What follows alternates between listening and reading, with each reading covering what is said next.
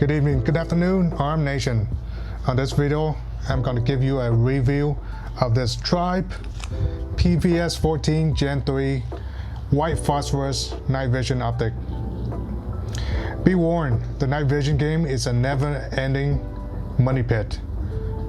You better already have a Gucci out main arms or side arm, plus a ballistic setup before you go into night vision. This is something not for the faint of heart.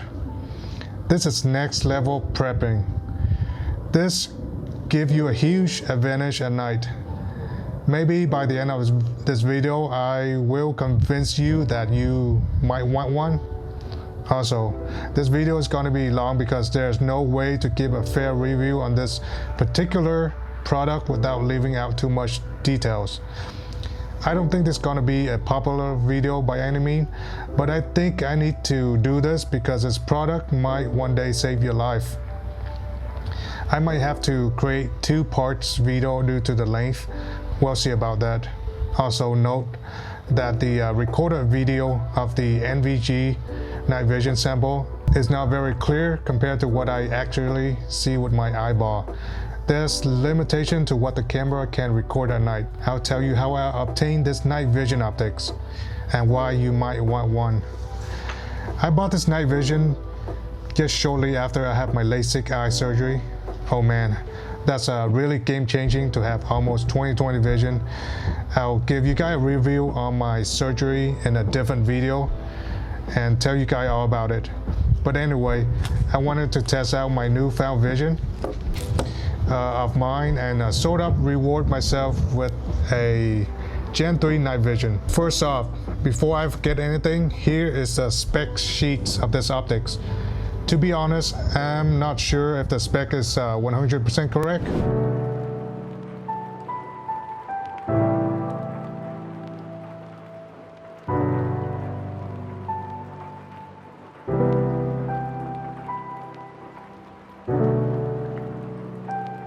I'm not a night vision expert by any means, but I know enough to choose this over many other brands by simply compare it on Optics Planet. There's a lot of websites that sell night vision, but Optics Planet give me the most detail about the products. That's why I like to shop at Optics Planet sometime. By the way, I'm not an affiliate with any company thus far, so you can trust that I will give you my honest review based on my experience with the product and said company. Now, night vision devices first introduced in the German army in the late 30s and it's used in World War II. Back then, of course, it's very expensive and extremely rare to see any soldier rocking an NVG, stand for night vision goggle.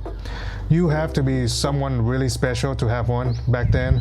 The Gen 1 NVG has very bad quality and most of the time it doesn't make sense to use the stuff, but I guess it's better than nothing. Also, remember that weapon lights is not as advanced as they are today. You'll be lucky to have 15 lumens on the lights back then, and it's very big in size. They're huge. That's what she said.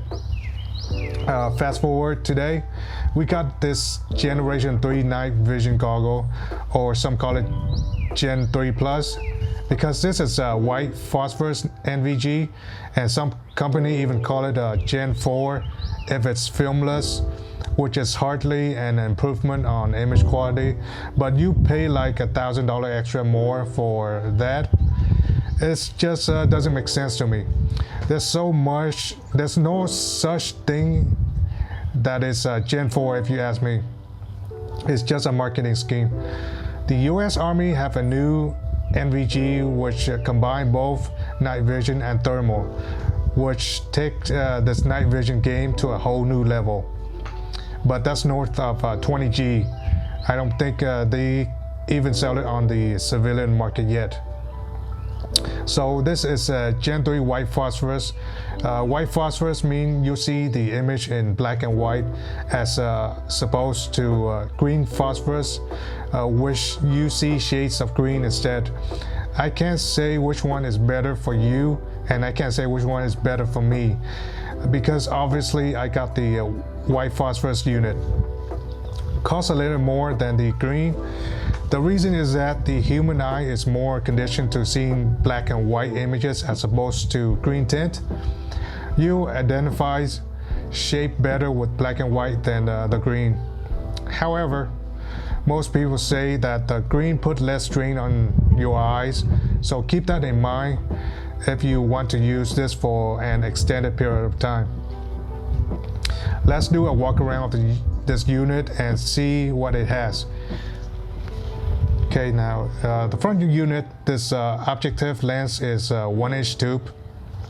Now I'm not gonna try to zoom into the lens because this is night vision optics, and you should not expose the lens to daylight or artificial light by any means. You might damage the tube. By the way, I attached an aftermarket piece called Focus Night Vision Focusing Cover, this cover right here. What it does is that you can now see objective much closer to you and it will be in focus. Without this, the closer the object, the blurrier it gets. So I think this is a must-have addition. Notice the price of the units just jumped $100.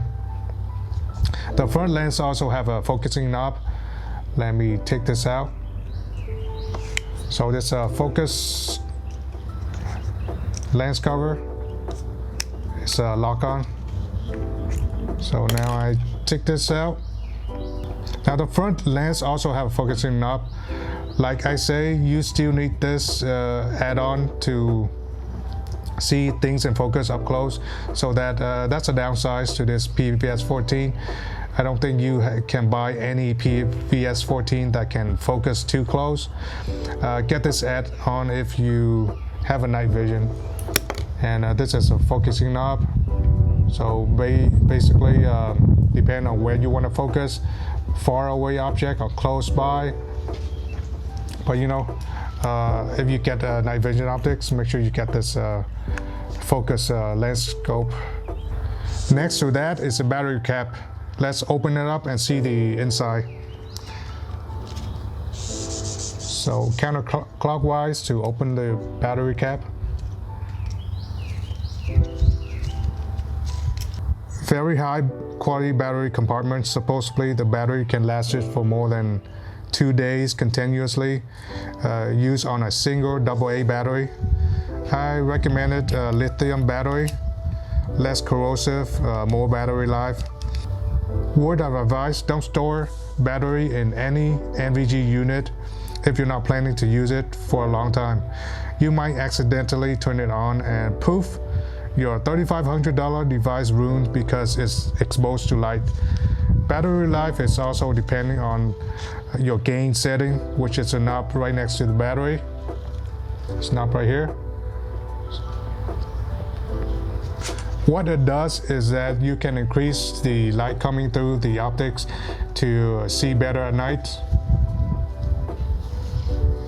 But that also means that your eye will get tired quicker if you have too much gain, and that's why it's important to have an IR illuminator, which this unit also have built in, but it's not that good. Still good enough for some situation. And right there you can see the IR unit they have. But the thing is that the lens cap and stuff like that is kind of blocking it. Here you have a company sticker that put this unit together. Trybe, of course. For my understanding, Trybe doesn't make the unit themselves. They assemble the unit using parts like a lot of companies out there do. There are very few companies that makes the parts for the PVS-14 as well as other model of night vision goggle. Now this unit is made of mostly plastic housing with metal parts and glass for lens. I didn't hear too many complaints of the material used, so I guess it worked out well for our military. Besides, you want to have the lightest possible unit because you'll be putting a lot of weight on your neck. We're going to talk about that in a while. Here you have a 1/4 inch screw hole. Also next to that is the positive and negative, so you can route your battery straight to this unit. The screw hole is compatible with your regular camera tripod. This is also the place to attach your J-arm, which is another must-have accessory to have it attached to a helmet. By the way, this unit came with a plastic head crusher and everything you needed to use this NVG. So they did include a plastic head crusher. I'm going to let you guys see that. So here's the plastic head crusher. That's a reason why they call this head crusher. It's not very comfortable to use. They also came with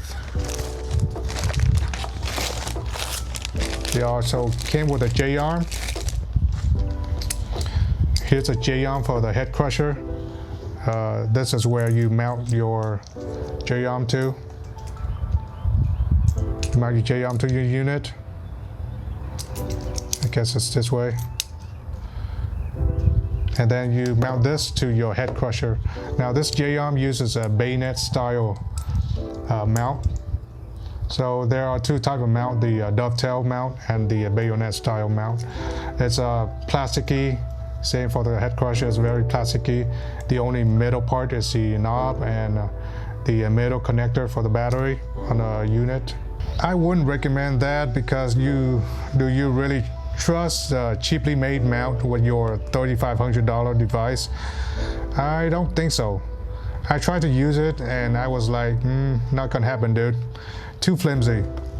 So you'll need a J-arm or whatever attachment necessary to attach it to your helmet. That's like an additional $100 or so. I know there are clone mount on the market that cost much less. Then again, do you really trust clone? I'll answer that in a while.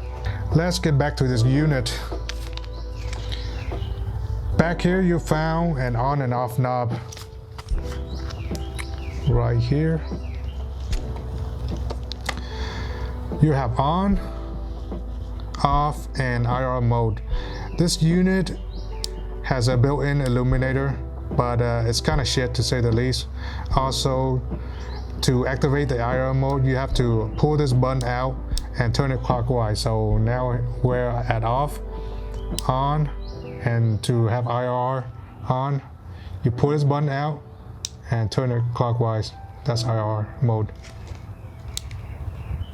See, this is on, this is off, on, and then pull it up, clockwise, IR mode.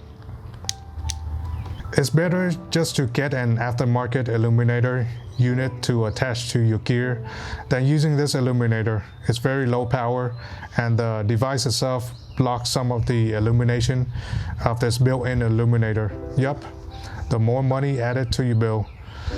Do you feel your money leaving your wallet yet? Well, you should. On the back of the unit, you also find the eyepiece. This right here. This is where you put your eyeball to see what the NVG is seeing. It also have a focusing dial, so if you're blind, you can adjust it to your far-sighted or near-sighted level. Here you have all this level. So yeah, you can twist it to adjust it to your eye. Pretty cool. Now you also get a metal retaining wire to keep your battery cap and front lens cover from missing. Right here, the wire. Now I did remove the original cap, original lens cap, front cap, to replace it with a focus lens cap instead. Let's talk about the FOV field of view of this optics. Now this is a 40-degree FOV night vision goggle, which most of the Gen 3 have. If you take a toilet paper tube and look through it, basically that's what you're looking at. There's a wider FOV optics out there, but it's kind of iffy. With a wider FOV, some people say they get motion sickness. So keep that in mind if you want a wider FOV. Until the technology gets better with NVG 40 degree is plenty fine. Now I went with a monocular optics instead of a dual tube NVG. It's because of two things. The cost of the dual tube is insane. You're talking north of $6,000 use, so that's out of the question. Second, with a single tube, I can have more situational awareness. I can keep my other eye open for when I walk around a brightly lit area. Remember, don't expose your NVG to bright light. Never ever shine a light on the NVG, even though this one is auto-gated, which means it will shut off when exposed to light or something like that. I'm not brave enough to try that out, but I'll take their word for it. Yes, buy a tube that is auto-gated.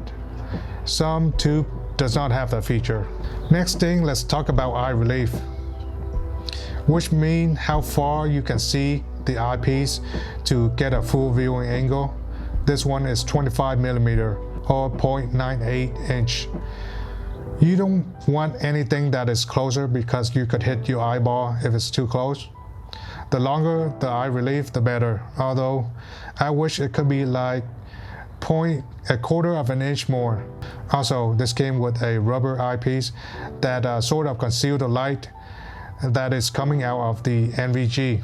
This is a rubber eyepiece to put it in the back of your optics. I think it does a good job, but for the purpose of this video, it looked better without this piece for filming purpose. The magnification of this optics is 1x, which means what you're seeing with your eyeball should be the same as if you're looking through this optics. Trybe also sell a model with an adapter for 3x zoom. I didn't get that model, but if you have the capital for that, by all means, just do it. But note it that if you walk around with a magnifying optics, it's gonna give you a headache. I say the magnifier is good for recon purpose. Just don't walk around with it. If you have a full power unit IR illuminator, recon with the NVG just got better. Let's talk about the resolution of this optics. Looking through this is like watching a black and white TV back in the day. It has pixel. Do you want a 420p resolution or a 720p resolution? Well, it's quite different on the NVG. It's much less, but the Trybe NVG came at a 64 through 72 LP per millimeter. That's line pairs per millimeter. The measurement of the pixel on the NVG is much more complicated. So if you manage to find a higher resolution at the same price point, you should go for that. But also consider the other specs I mentioned on this review as well. The refresh rate of this TV is fast enough, so you don't have to worry about ghosting problem, which means a trail of blurriness when you move around. It's really complicated if I get into this stuff, so I spare you the pain. The unit doesn't have any ghosting problem because it's an optical and not a digital like some cheapo NVG like the Psionic Aurora Pro. That unit will have ghosting problem and delay. I would not recommend any digital NVG for that problem. Trybe give you 2-year warranty of this product. Most company will do 1 year. I think TNVC will give you a better warranty, but it'll cost you a couple $100 more. I don't think most of us will use this product enough for it to break, to be honest. Trybe is not a big company by any means, but through the pandemic starting in 2020, Trybe is one of those companies that stand out because they got so much stuff in stock, and that catches my attention pretty quick. Strike Industry, just to name a few, is also one of those companies that catches my attention due to the very same reason. Let's talk about pricing and all this add-on just to use this device. I bought this in 2020, so the price may have changed for the better or for worse. You're looking at $3,500, a PVS-14 unit. This unit came with a blemish, a noticeable black spot on zone 2. Zone 1 being the center of the optics and zone 3 being the edge of the optics. So this spot is in between. It's a little annoying to pay this kind of money for this flaw, but it doesn't impede my vision, and anything else is nice and sharp. No unit has the same quality. I wish they give us like an image or a detail of the flaw on each unit before we buy them. But none of the company do that. At best, they'll tell you that the unit might come with a flaw of some sort. It's one of those downsides of buying NVG, I guess. Focus lens cover, $100. Neurotos, 1/4 inch mount for the Picatinny rail. I bought this used for $20. I think it's $100 for new, somewhere around that. If you want to mount this unit into your rifle, this is one of those must-have accessory. Mod Armory J-arm dovetail adapter, $175 new, made in the USA. There's a clone J-arm for much less, but I think this is one of the crucial parts that you shouldn't cheap out on. Wilcock G24 eBay clone. Helmet mount, $100. Yes, even the clone costs a lot. The real Wilcock G24 will set you back around $500. That is just too insane for the mount, so I get the clone instead. I have to modify it a little bit, and now it's snug and works great. You can also get the other brand, like Neurotos, for a lot less. Buy used if you can. Usually people who have this mount don't use them a lot. When buying a helmet mount, be aware there are two types of mount. The common one are dovetail mount, which I have here. Dovetail, as you can see, it's a dovetail. And the other one, the bayonet mount, which came with the unit. It's a bayonet mount. As you can see here, it's different. There are pros and cons to these, but just get the dovetail. Also, some NVG mount will have a contact point with the NVG unit, and you can send external battery through your night vision. Expect to pay a lot for that kind of mount. But this dovetail mount that's included already have the contact point for your NVG, as opposed to this expensive dovetail that doesn't include the contact point for the battery compartment. As you can see here, it doesn't have any contact point, but you can buy some of the other mount for a lot more money. However, I don't think it's necessary. You can easily change out the battery on this unit. Why waste so much money? Just pack a bunch of battery on the back of your helmet like I do. That's not all. You're gonna need a helmet with a NVG adapter built in, or you can buy an adapter separately. Depending on what main mount unit you decide to buy, you need to do a little research on what type of helmet mount you needed. It's entirely another topic. It's going to be 20 minutes if I get into that. So here's the mount on the Wilcox clone. Of course, I did modify it a little bit to fit on my helmet. There's the NVG mount on this. Helmet can be ranging from $300 to $1,000 plus, depending on if it's a ballistic helmet or just a plastic bump helmet. If you buy bump helmet, just buy it used and it's perfectly fine. What I have here is a level 3 ballistic helmet from Shellback Tactical, around $600. High cut helmet. What you get from a more expensive $1,000 plus helmet is a lighter helmet. Okay, I have to move my operation indoor because outdoor is a weekend and people make a lot of noises, including the neighbors and my family members. So let's pick up at where we're at. You get a little bit more from the more expensive $1,000 helmet, which is lighter, and the lighter the better. I might have to upgrade my helmet if I'm gonna rely on NVG. This whole setup is very heavy and will put a strain on my neck on extended use. I gotta have a helmet cover here with a helmet bridge to store all the weight on the back. As you can see here, that's helmet cover and that's a helmet bridge. That's around $100 for this setup. I believe this is Agilite brand. It's an Israeli company. Very high quality stuff. I'm gonna do more details of this NVG helmet setup in another video. Also, I got some tungsten weight, maybe around $50, and some battery for anti-weight. It's good to carry extra battery for obvious reason. I'm gonna show you the tungsten that I got. Here's extra battery, lithium battery, and at the bottom is tungsten weight. Now, the reason for the tungsten weight is it's the heaviest metal for its size. That's why I choose tungsten instead of some sort of steel. I don't want to explain everything here.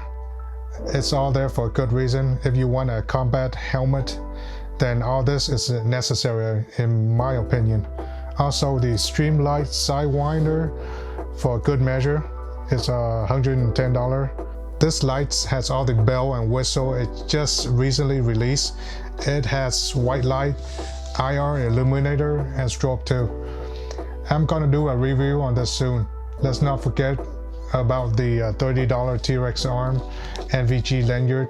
Is to keep your NVG from falling off.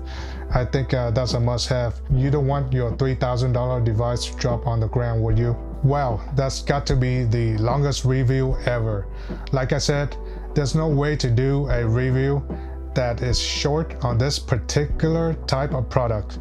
And if you're planning to go into night vision game, at least after watching my video, you'll get some idea of how to get into night vision. I hope my review helped. If so, let me know down in the comments section. I do read everybody's comments.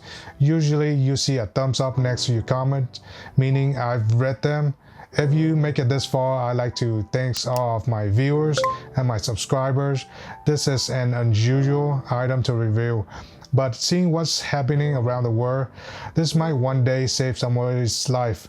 I will do more review on other night vision equipment as well, more IR unit and optics, and also my rifle setup for NVG. You might already have seen it here and there, but I didn't really talk about it much due to the increased censorship of ZTube. I will try to upload all my content on my BitChute channel before ZTube. I hope you guys join me over there. There's a lot of great content on that platform. Freedom loving content. Until next time, this is ARM-AF, and remember, if anybody asks you, are you armed? Tell them no. You're ARM-AF. Peace out.